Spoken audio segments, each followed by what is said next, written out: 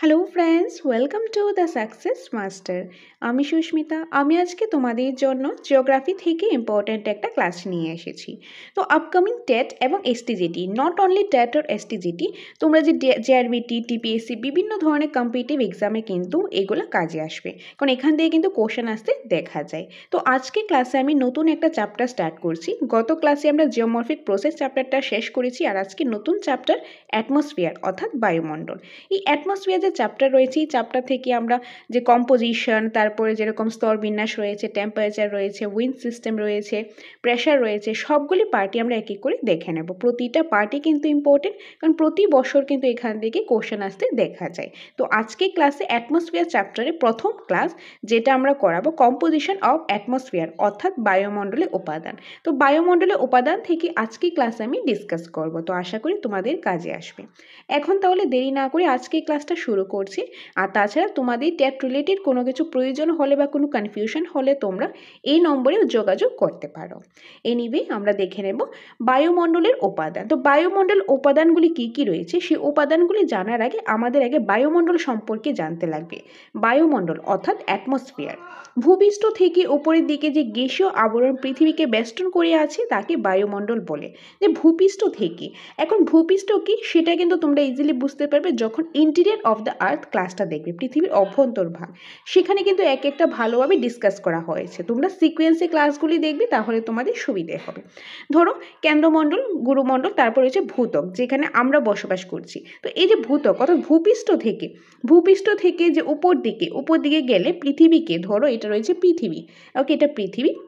এখন পৃথিবীর যে ভূপৃষ্ঠ থেকে উপর দিকে গেলে পৃথিবীর এই যে চারদিকে পৃথিবীটাকে বেষ্টন করে আছে। কি দিয়ে বেষ্টন করে আছে? কিছু গ্যাসীয় আবরণ দিয়ে, ওইগুলিকেই বলা হয় বায়ুমণ্ডল। আর এই যে পৃথিবীর চারদিকে যে বেষ্টন করে আছে, যে গ্যাসীয় আবরণগুলি পৃথিবীর যে চারিপাশে বেষ্টন করে আছে, এগুলো এক একটা স্তরে রয়েছে, এক একটা লেয়ারে রয়েছে। ওই লেয়ারগুলি কি? ওই লেয়ারগুলি হলো বায়ুমণ্ডলের যে স্তরগুলি রয়েছে, স্তর বিন্যাসগুলি, যেখানে troposphere, stratosphere, ionosphere, exosphere, magnetosphere এগুলি রয়েছে। এগুলি আমরা নেক্সট ক্লাসে আমরা দেখে নেব। কিন্তু আমরা এখন কি দেখছি? এখন আগে বায়ুমণ্ডল সম্পর্কে জানছি। তো বেসিক্যালি খুব ইজিভাবে বলতে গেলে বায়ুমণ্ডলটা কি? আমাদের পৃথিবীটা রয়েছে, এটা হলো পৃথিবী। এখন পৃথিবীর আশেপাশে, মানে পৃথিবীর সব দিকে বেষ্টন করে আছে কিছু কিছু গ্যাসীয় আবরণ। ওই যে গ্যাসীয় আবরণগুলি রয়েছে, এগুলি কিন্তু এক একটা স্তরে স্তরে রয়েছে, যে বিভিন্ন স্তরে বিভিন্ন জিনিস রয়েছে।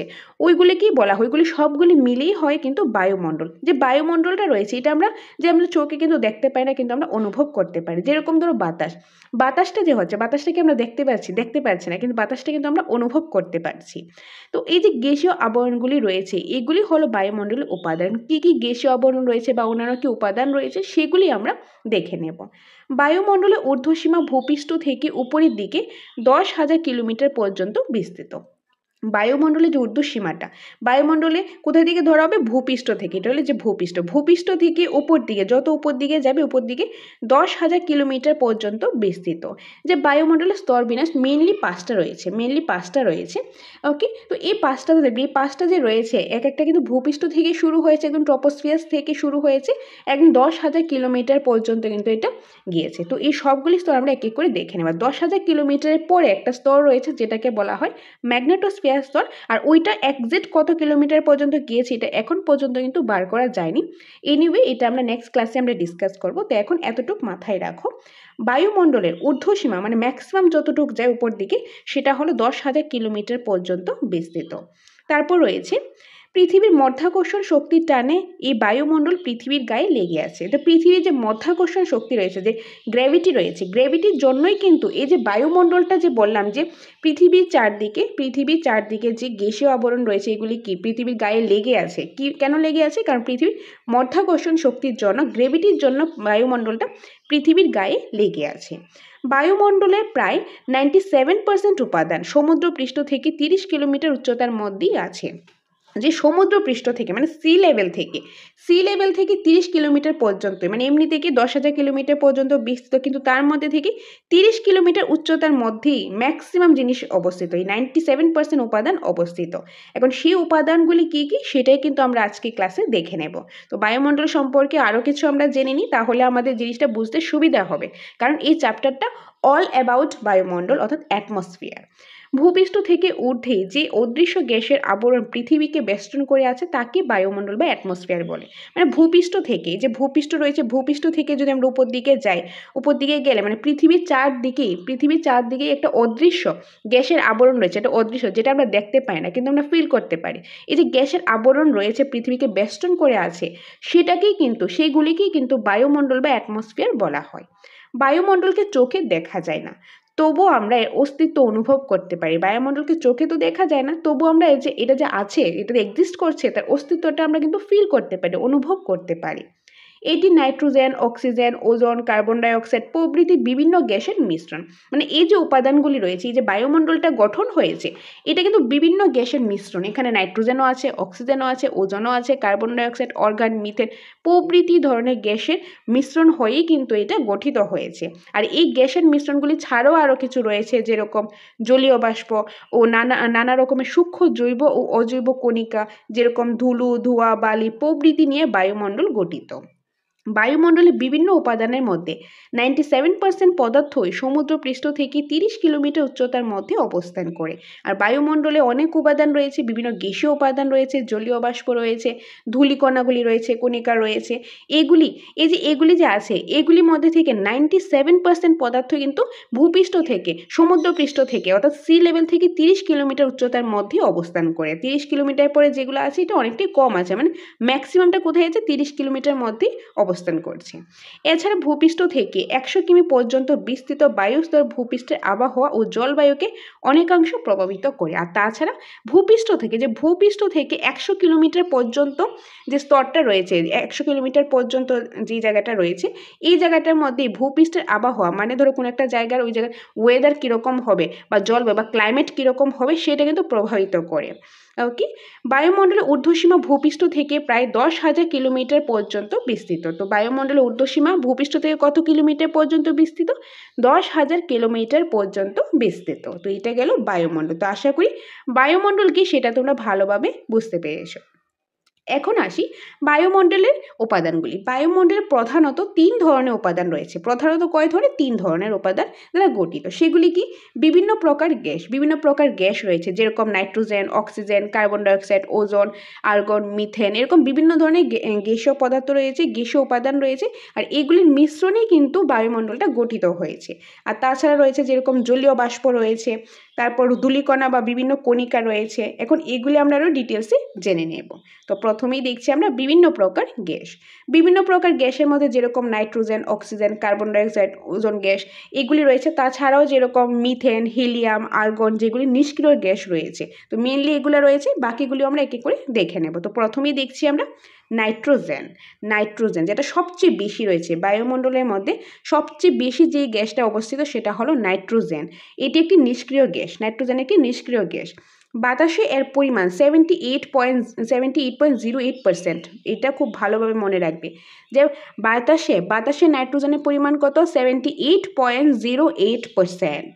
ওকে, বা আমরা বলতে পারি 78.1%।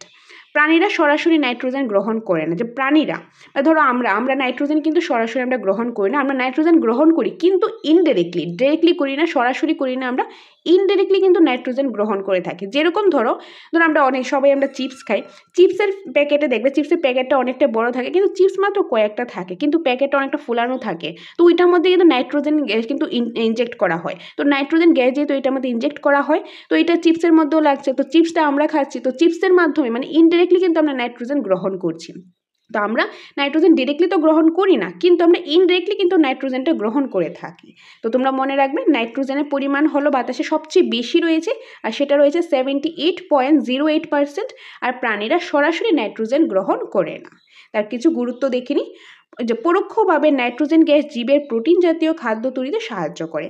মানে কি? পরোক্ষভাবে ইনডিরেক্টলি নাইট্রোজেন গ্যাস জীবের যে প্রোটিন জাতীয় খাদ্য রয়েছে সেই প্রোটিন জাতীয় খাদ্য তৈরি করার জন্য সাহায্য করে। বিভিন্ন খাদ্য তৈরির সময় নাইট্রোজেন গ্যাসটা দেওয়া হয়, আর সেই খাবারটা আমরা খাচ্ছি। তো আমরা সেই খাবারের সাথেই কিন্তু ইনডিরেক্টলি নাইট্রোজেনটা গ্রহণ করছি। তার জন্য বলা হয়েছে প্রাণীরা সরাসরি নাইট্রোজেন গ্রহণ করে না। বিভিন্ন ব্যাকটেরিয়া এবং শুঁটি জাতীয় উদ্ভিদ বাতাসে নাইট্রোজেন সংগ্রহ করে মাটির উর্বরা শক্তি বাড়িয়ে দেয়। তাছাড়া বর্তমানে বায়ুমণ্ডলে নাইট্রোজেনের সাহায্যে বিভিন্ন সার তৈরি করাও হচ্ছে, যে বিভিন্ন প্রকার সার সেগুলি বায়ুমণ্ডলে যে নাইট্রোজেনের সাহায্যে তৈরি করা হচ্ছে। তো এটা গেল নাইট্রোজেনের কিছু গুরুত্ব। নেক্সট আমরা দেখে নেব অক্সিজেন। নাইট্রোজেন দেখলাম, তারপর আমরা দেখব অক্সিজেন। নাইট্রোজেনের পরে অক্সিজেনই রয়েছে।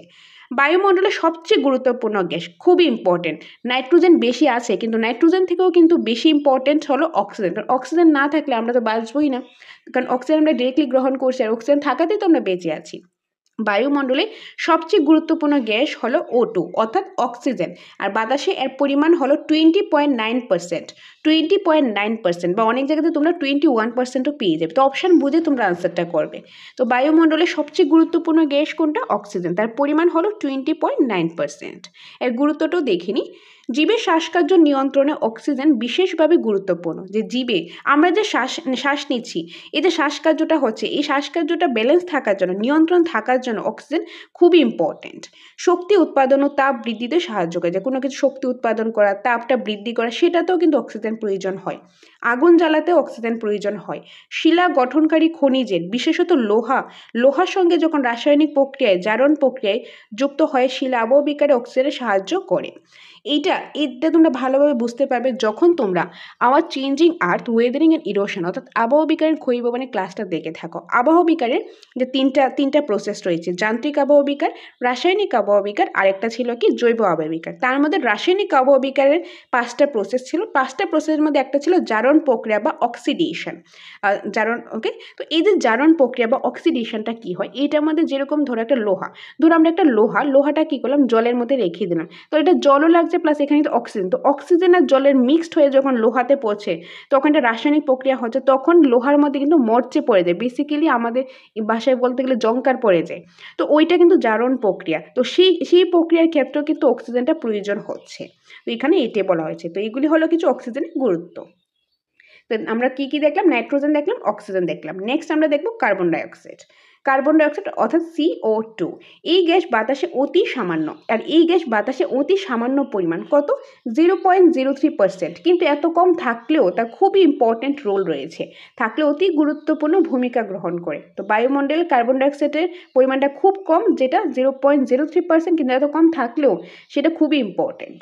তার গুরুত্ব, সালোক সংশ্লেষ প্রক্রিয়া উদ্ভিদের খাদ্য প্রস্তুত করে। যে সালোক সংশ্লেষ প্রক্রিয়া আমরা ছোট থেকে অনেক পড়েছি, সালোক সংশ্লেষ, ফটোসিনথেসিস, এটা কি অনেকবার পড়েছি। আগে হয়তো বা বুঝতাম না, আমরা অনেক মুখস্থ করেছি, কিন্তু এখন আশা করি সালোক সংশ্লেষ প্রক্রিয়াটা কি সেটা আমরা জানি। তো এই সালোক সংশ্লেষ প্রক্রিয়ায় উদ্ভিদরা যে তাদের খাদ্যটা যে তৈরি করে, সে খাদ্য প্রস্তুতিতে সাহায্য করে কে? Carbon dioxide. আর তাতেই কিন্তু উদ্ভিদরা খাদ্য তৈরি করতে পারছে, উদ্ভিদরা বেঁচে আছে, উদ্ভিদরা অক্সিজেন দিচ্ছে, আর সেই অক্সিজেন আমরা পাচ্ছি। তো তার জন্য অবভিয়াসলি কার্বন ডাইঅক্সাইড খুবই গুরুত্বপূর্ণ, এটা আলাদাভাবে বলার কিছু নেই, আমরা ছোট থেকে অনেক পড়েছি। নেক্সট, সৌরতাপ শোষণ ও বন্টনের দ্বারা জলবায়ু নিয়ন্ত্রণ। যে সৌরতাপ শোষণ, যে কার্বন ডাইঅক্সাইড কি করে, যে সূর্যের যে আলোটা আসছে, বা সূর্যের আলো বেশি আসলে সূর্যের তাপটাও বেশি থাকবে, সূর্যের তাপটা শোষণ করে এবং যে জলবায়ুটা রয়েছে, ক্লাইমেট রয়েছে, সেটা কিন্তু ব্যালেন্স রাখে। তারপর রয়েছে শিলার রাসায়নিক আবহাওয়া বিকারে কার্বনেশনের মাধ্যমে অঙ্গার খনিজ, চুন জাতীয় খনিজ গঠলেও কার্বন ডাইঅক্সাইডে সাহায্য করে। এইটাও আবহাওয়া বিকারের ক্ষয়ীভবনের ক্লাসে ডিসকাস করা হয়েছে, যেটা রাসায়নিক আবহাওয়া বিকার একদম প্রথমটাই কার্বনেশন বা অঙ্গাযোজন প্রক্রিয়ার মধ্যে কি হয়, কার্বন ডাইঅক্সাইড যখন জলের সাথে মিক্সড হয়, কার্বন ডাইঅক্সাইড যখন জলের সাথে মিক্সড হয়, তখনই হয় একটা অ্যাসিড গঠন হয়, সেই অ্যাসিডটার নাম হলো কার্বনিক অ্যাসিড। আর সেই কার্বনিক অ্যাসিড যখন যে অঞ্চলে চুনাপাথর রয়েছে, চুনাপাথর অঞ্চল দিয়ে প্রবাহিত হয়, বাতাসের সাথে প্রবাহিত হয়, তখন চুনাপাথরের সাথে সেই কার্বনিক অ্যাসিডটা এটা মিক্সড হয়ে একটা কি হয়, নতুন একটা গঠন করে। তো এই যে প্রক্রিয়াটাই হলো কার্বনেশন প্রক্রিয়া। আর এই প্রক্রিয়ার মধ্যে কি প্রয়োজন হচ্ছে, কার্বন ডাইঅক্সাইড প্রয়োজন হচ্ছে। কার্বন ডাইঅক্সাইড ছাড়া এই প্রক্রিয়াটা হবেই না, তো এটার মধ্যে কার্বন ডাইঅক্সাইড কিন্তু প্রয়োজন হচ্ছে। তো এইগুলি হলো কার্বন ডাইঅক্সাইডের কিছু গুরুত্ব। নেক্সট রয়েছে ওজোন গ্যাস, খুব ইম্পর্টেন্ট। ওজোন গ্যাস, বায়ুমণ্ডলে ওজোন গ্যাসের গুরুত্ব খুব বেশি, বায়ুমণ্ডলে ওজোন গ্যাসের গুরুত্বটা খুবই বেশি। বায়ুমণ্ডলের নিচের স্তরে ওজোন গ্যাসের পরিমাণ কম হলেও স্ট্র্যাটোস্ফিয়ার গঠনকারী অন্যতম উপাদান ওজোন গ্যাস বা ওজোন স্তর অত্যন্ত গুরুত্বপূর্ণ। ভূপৃষ্ঠ থেকে সাধারণত 20 থেকে 25 কিলোমিটার উচ্চতার মধ্যে ওজোন স্তর পাওয়া যায়। তো এই যে ওজন গ্যাসটা রয়েছে, এটা বায়ুমণ্ডলের ওজন গ্যাসে খুবই ইম্পর্টেন্ট রোল প্লে করে, গুরুত্ব রয়েছে। বায়ুমণ্ডলের নিচের স্তর, বায়ুমণ্ডলের সবচেয়ে নিচের স্তর হলো ট্রপোস্ফিয়ার। ট্রপোস্ফিয়ার স্তরে এত ওজন গ্যাস নেই, মানে নেই বললেই চলে, আছে কিন্তু একদম খুবই কম। কিন্তু তার থেকেও বেশি রয়েছে ট্রপোস্ফিয়ারের এক্সাক্ট উপরের স্তরটা, মানে দ্বিতীয় নম্বর স্তরটা, অর্থাৎ স্ট্র্যাটোস্ফিয়ার স্তর। স্ট্র্যাটোস্ফিয়ার স্তরের মধ্যে ওজন গ্যাস দেখা যায়, আর এই ওজন গ্যাসটা খুবই ইম্পর্টেন্ট একটা রোল প্লে করে। ওজন গ্যাসটা কি করে, এটা স্ট্র্যাটোস্ফিয়ারে অবস্থান করে। ওজন গ্যাস কোথায় দেখা যায়? স্ট্র্যাটোস্ফিয়ার স্তরে। এখন স্ট্র্যাটোস্ফিয়ার স্তরে যখন ওজন গ্যাসটা দেখা যায়, সূর্য থেকে যে সূর্যের আলোটা আসে, সূর্যের আলোতে কিন্তু যে অতি বেগুনি রশ্মি, সূর্যের অতি বেগুনি রশ্মি, যেটাকে ইউভি রেস বলা হয়, ইউভি রেসও আসে, যেটা আমাদের জন্য খুবই ক্ষতিকারক। তো ওজন লেয়ারটা স্ট্র্যাটোস্ফিয়ার স্তরে থাকাতে, ধরো এটা ট্রপোস্ফিয়ার, এটা হলো স্ট্র্যাটোস্ফিয়ার। তো এখানে এই স্ট্র্যাটোস্ফিয়ার স্তরে কি আছে? স্ট্র্যাটোস্ফিয়ার স্তরে এখানে যে ওজন গ্যাসে আছে, ওজন গ্যাসের লেয়ারটা রয়েছে। তো সূর্যের অতিবেগুনি রশ্মি ধরো আসছে, তো এটা আমাদের জন্য খুবই ক্ষতিকারক। তো এখানে এসে ওজন গ্যাসের এখানে এসে আটকে যায়, মানে যে এটা সূর্যের যে অতিবেগুনি রশ্মি, এটা খুব একটা বেশি আমাদের এখানে পৌঁছাতে পারে না। তো বেসিক্যালি এই ওজন গ্যাসটা কি করে, আমাদেরকে ইউভি রেস থেকে কিন্তু প্রোটেক্ট করে, তার জন্য ওজন গ্যাসের খুবই একটা ইম্পর্টেন্ট রোল প্লে করে। আর এই যে ওজন গ্যাসটা, এটা কোন স্তরে থাকে? স্ট্র্যাটোস্ফিয়ার স্তরে থাকে। তার জন্য স্ট্র্যাটোস্ফিয়ার স্তরকে ওজোন স্তরও কিন্তু বলা হয়। আর এটা ভূপৃষ্ঠ থেকে 20 থেকে 50 কিলোমিটারের মধ্যে থাকে, 20 থেকে 50 কিলোমিটার উচ্চতার মধ্যে থাকে। ট্রপোস্ফিয়ার স্তরটা হলো প্রায় 18-20 কিলোমিটার পর্যন্ত। তারপরে স্তরটা হলো স্ট্র্যাটোস্ফিয়ার স্তরটা। তো ওই স্ট্র্যাটোস্ফিয়ারে 20 থেকে 50 কিলোমিটার উচ্চতার মধ্যে এই ওজন গ্যাস পাওয়া যায়, তার জন্য ওই স্তরটাকে বলা হয় ওজোন স্তরও বলা হয়। তো আশা করি এই পার্টটা বুঝতে পেরেছো। এটা গুরুত্বটাও দেখে নাও। ওজন প্রাণী জগতের পক্ষে ক্ষতিকর সূর্যের অতি বেগুনি রশ্মিকে, অর্থাৎ আল্ট্রাভায়োলেট রেজ শোষণ করে পৃথিবীর জীবকুলকে এই রশ্মির ক্ষতিকর প্রভাব থেকে রক্ষা করে। এখনই যেটা বললাম যে ওজন গ্যাস কী করে, ওজনটা মানে প্রাণী জগতের পক্ষে এটা অনেকটাই ক্ষতিকর। সূর্যের যে অতিবেগুনি রশ্মিটা আসে, অর্থাৎ আল্ট্রাভায়োলেট রেজটা আসে, ইউভি রেজটা, এটা আমাদের জন্য খুবই ক্ষতিকর। তো ওই যে ওজন লেয়ারটা, ওইটা আমাদেরকে প্রোটেক্ট করে, ওজন যাতে ওই অতিবেগুনি রশ্মিটা কম আসে বা ওইটা থেকে আমরা প্রোটেক্ট হতে পারি, রক্ষা পেতে পারি, সেটা আমাদেরকে রক্ষা করে থাকে ওজন গ্যাসটা, যেটা স্ট্র্যাটোস্ফিয়ার স্তরে থাকে। এই জন্য স্ট্র্যাটোস্ফিয়ার স্তরকে ওজোন স্তরও বলা হয়। আর এটা কত কিলোমিটার মধ্যে থাকে? 20 থেকে 25 কিলোমিটার উচ্চতার মধ্যেই পাওয়া যায়। বায়ুমণ্ডলের নিম্ন স্তরে তাপমাত্রা নিয়ন্ত্রণ করে, যে বায়ুমণ্ডলের সবচেয়ে নিম্ন স্তর তো ট্রপোস্ফিয়ার স্তরে তাপমাত্রাটাও কিন্তু নিয়ন্ত্রণ করে থাকে। নেক্সট রয়েছে জলীয় বাষ্প। আমরা প্রথমেই দেখলাম কি বিভিন্ন গ্যাসীয় উপাদান, যে আমরা এখানে কি দেখেছিলাম, বায়ুমণ্ডলে যে উপাদান রয়েছে মেইনলি 3টা পার্ট রয়েছে, বিভিন্ন প্রকার গ্যাস, যেটার মধ্যে আমরা নাইট্রোজেন, অক্সিজেন, তারপরে যেরকম কার্বন ডাইঅক্সাইড, এগুলি দেখলাম। তাছাড়াও যেরকম আরও কিছু রয়েছে, আর্গন রয়েছে, তারপর হিলিয়াম রয়েছে, ক্রিপ্টন রয়েছে, জেনন রয়েছে। এগুলি কি? এগুলি হলো নিষ্ক্রিয় গ্যাস, এগুলি খুবই কম পরিমাণ থাকে। তো mainly nitrogen, oxygen, carbon dioxide আর ওজন গ্যাস, এটা তোমরা মনে রাখবে। তাছাড়া বাকি নামগুলি জাস্ট তোমরা মনে রেখো, আমি আবারও বলে দিচ্ছি নামগুলি কি কি হবে। আর্গন রয়েছে, হিলিয়াম রয়েছে, ক্রিপ্টন রয়েছে, জেনন রয়েছে, নিয়ন রয়েছে। আর এই সবগুলি হলো নিষ্ক্রিয় গ্যাস। তো ধরো পরীক্ষাতে আসতেই পারে যে হিলিয়ামটা কি ধরনের গ্যাস, তখন এটা হবে নিষ্ক্রিয় গ্যাস। এই নামগুলি মনে রাখবে। তো এটা গেল বিভিন্ন প্রকার গ্যাস। এখন আমরা দেখব 2 নাম্বার জলীয় বাষ্প। তো জলীয় বাষ্পের মধ্যে কি রয়েছে? জলীয় বাষ্পটা কি, এটা কিন্তু আমরা আগে থেকে অনেক পড়েছি। জলীয় বাষ্পটা কি? জলের যে গ্যাসীয় অবস্থাটা রয়েছে সেটাকে জলীয় বাষ্প বলে, জলের গ্যাসীয় অবস্থাকে জলীয় বাষ্প বলে। তো এখন ভূপৃষ্ঠের মধ্যে এখন সাগর, মহাসাগর, নদ নদী রয়েছে, হ্রদ রয়েছে, পুকুর, জলাশয়, এরকম অনেক কিছু যে জলের পার্ট রয়েছে। এই যে জলের পার্ট রয়েছে, এই জলটা কি হয়, জলটা যখন সূর্যের আলোটা লাগে, সূর্যের তাপটা লাগে, সূর্যের তাপে বাষ্পীভবন হয়, বাষ্পীভবন হয়ে এটা উপর দিকে গ্যাসীয় আকারে এটা উপর দিকে যায়। ওই যে গ্যাসীয় আকারে যায়, ওইটাই হলো জলীয় বাষ্প, যেটা আমরা ছোট থেকে ওয়াটার সাইকেলে অনেক পড়েছি, ওয়াটার ভেপর, জলীয় বাষ্প বা ওয়াটার সাইকেল কি অনেক পড়েছি। তো এই যে জলীয় বাষ্পটা, এই জলীয় বাষ্পটা খুবই একটু গুরুত্ব রয়েছে। জলীয় বাষ্পের কারণে কোন জায়গাতে কীরকম জলবায়ু হবে, মানে ক্লাইমেট কীরকম হবে, বা ওই জায়গায় ওয়েদার, অ্যাটমসফিয়ার কীরকম হবে, সেটা কিন্তু জলীয় বাষ্পের উপর ডিপেন্ড করে। তো সেই বৈশিষ্ট্যগুলি আমরা দেখে নিই বা তার গুরুত্বটা দেখে নিই। জলীয় বাষ্প সৌরতাপ শোষণ করে। জলীয় বাষ্প কী করে? জলীয় বাষ্প সৌরতাপ শোষণ করে। সূর্যের যে তাপটা পড়ে এটা কিন্তু জলীয় বাষ্প শোষণ করে নেয়। এই যে সূর্যের তাপটা যখন মাটিতে পড়ে, ধরো সূর্যের তাপটা কি হলো, মাটিতে পড়লো, তো মাটিটা কি আমরা জানি, আমরা আগের ক্লাসগুলিতেও দেখেছি যে মাটি কিন্তু খুব তাড়াতাড়ি গরমও হয়ে যায়, আবার খুব তাড়াতাড়ি ঠান্ডাও হয়ে যায়। যেহেতু মাটি খুব তাড়াতাড়ি ঠান্ডা বা খুব তাড়াতাড়ি গরম হয়ে যায়, যখন ধরো বাতাসের মধ্যে জলীয় বাষ্প রয়েছে, এখন মাটিতে পড়ার আগেই জলীয় বাষ্প সূর্য তাপটা কি করেছে, শোষণ করে ফেলেছে। তো মাটিতে সে একটা বেশি এসে পৌঁছায়নি। তো জলীয় বাষ্প যদি বেশি থাকে ওই জায়গার মধ্যে কিন্তু ঠান্ডা ঠান্ডা থাকবে। কেন ঠান্ডা ঠান্ডা থাকবে? কারণ জলীয় বাষ্পটা সূর্যতাপটা কি করবে, শোষণ করে ফেলবে। তো জলীয় বাষ্প কি করে, সৌরতাপ শোষণ করে। ভূপৃষ্ঠে তাপ বিকিরণে বাধা দেয়। যে ভূপৃষ্ঠের মধ্যে, এই যে ভূপৃষ্ঠের মধ্যে যখন সূর্যের তাপটা মাটিটা শোষণ করার আগে কিছুটা যে জলীয় বাষ্প যদি এটা শোষণ করে ফেলে তাহলে কি হবে, তাহলে কিন্তু মানে ভূপৃষ্ঠের মধ্যে তাপটা অনেকটা কম পড়বে, মানে গরমটা কম লাগবে। তো ভূপৃষ্ঠকে তাপ বিকিরণে বাধা দেয় কি, জলীয় বাষ্প। পৃথিবীতে মেঘ, শিশির, তুহিন, কুয়াশা ও বৃষ্টিপাত ঘটাতে সাহায্য করে। যে পৃথিবীতে যে মেঘ, শিশির, তুহিন, কুয়াশা, বৃষ্টিপাত এগুলি যে হয়, এগুলি কেন হয়, এগুলি জলীয় বাষ্পের কারণে হয়। যেরকম ধরো যে মহাসাগর, নদ নদী, সমুদ্র এগুলি রয়েছে, এগুলি থেকে কি হয়, বাষ্পীভূত হয়ে সূর্যের তাপে বাষ্পীভূত হয়ে এটা কি হয়, বাষ্পভবন হয়ে উপর দিকে যায়, যেটা জলের গ্যাসীয় অবস্থা। এই জলের গ্যাসীয় অবস্থাকে জলীয় বাষ্প বলে। এখন বাতাসের মধ্যে অনেক ধূলিকণা, বালি এগুলি থাকে, এগুলি গিয়ে কি হয়, এগুলি গিয়ে জলীয় বাষ্পের সাথে মিক্সড হয়ে এটা কিন্তু অনেকটা ঘনীভূত হয়ে যায়। ঘনীভূত হয়ে মেঘের সৃষ্টি হয়। সেই মেঘ থেকে আবার বৃষ্টি হচ্ছে। তো এই জলীয় বাষ্পের কারণে মেঘ হচ্ছে, শিশির হচ্ছে, তুহিন, কুয়াশা, বৃষ্টিপাত এগুলি কিন্তু হচ্ছে। এখন মেঘ কি, শিশির, তুহিন, কুয়াশা বা বৃষ্টিপাত কি, এগুলিও কিন্তু তোমরা এই ক্লাসের মধ্যে পেয়ে যাবে আর এই যে চ্যাপ্টারটা রয়েছে এটার মধ্যে।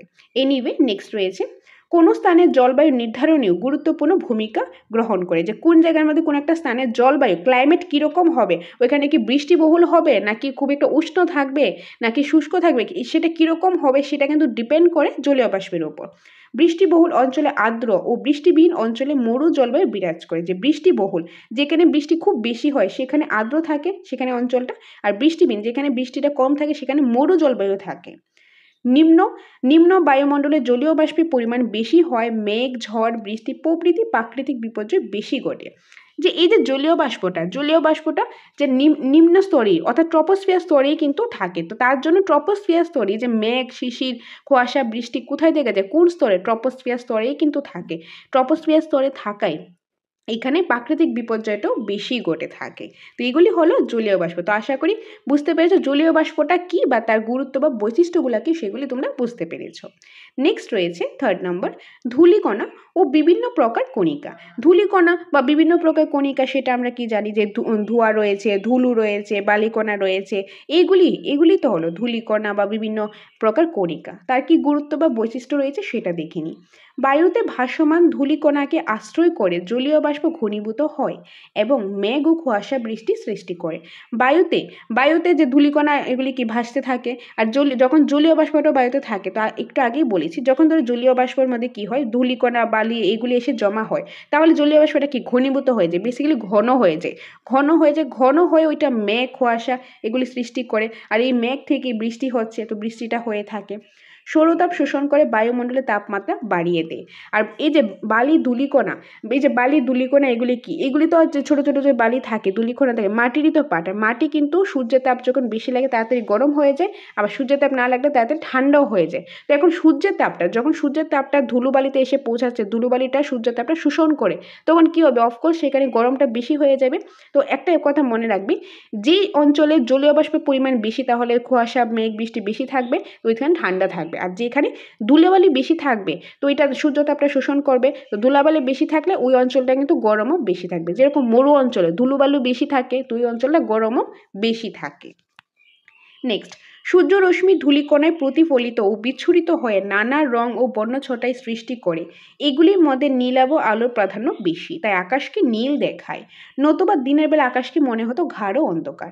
যে সূর্যরশ্মি ধূলিকণা প্রতিফলিত হয়ে যে বিচ্ছুটি হয়ে নানান রং বা বর্ণছটায় সৃষ্টি করে, আর তার জন্যই কিন্তু আর এইগুলির মধ্যে যে বিভিন্ন রং যখন এগুলি সৃষ্টি করে তার মধ্যে নীল কালারটা বেশি প্রাধান্য পায়। এই জন্যই কিন্তু আকাশকে দেখতে অনেকটা নীল দেখায়। আর যদি এটা প্রতিফলিত না হতো হতো, সূর্যের রশ্মি মানে সানলাইটের কারণে যদি এটা প্রতিফলিত না হতো তাহলে কিন্তু নীল না দেখিয়ে অনেক সময় দিনের বেলা গাঢ় অন্ধকার মনে হতো, কিন্তু যেহেতু প্রতিফলিত হচ্ছে তার জন্য এটা নীল দেখায়। ধূলিকণা কোনো স্থানের আবহাওয়ার উপরও প্রভাব ফেলে, যে ধূলিকণা কোনো জায়গার যে আবহাওয়া কীরকম হবে, যে ওই জায়গাটার যে কোনো একটা জায়গার ওয়েদারটা কীরকম হবে সেটা কিন্তু ধূলিকণার উপর ডিপেন্ড করে। ধূলিকণা যদি বেশি থাকে, ধুলাবালি যদি বেশি থাকে ওই জায়গাতে কিন্তু গরম থাকবে, ধুলাবালি কম থাকলে একটু ঠান্ডা ঠান্ডা থাকবে।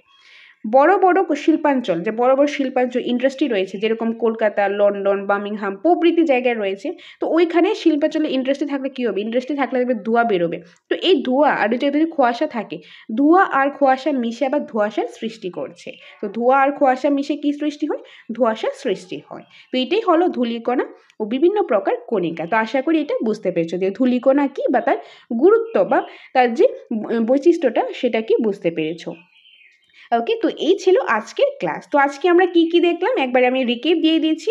আজকে আমরা স্টার্ট করেছি অ্যাটমসফিয়ার চ্যাপ্টারটা। অ্যাটমসফিয়ারের প্রথম পার্টটা বায়ুমণ্ডলের উপাদান। তো বায়ুমণ্ডল কি সেটা আমরা দেখে নিয়েছি।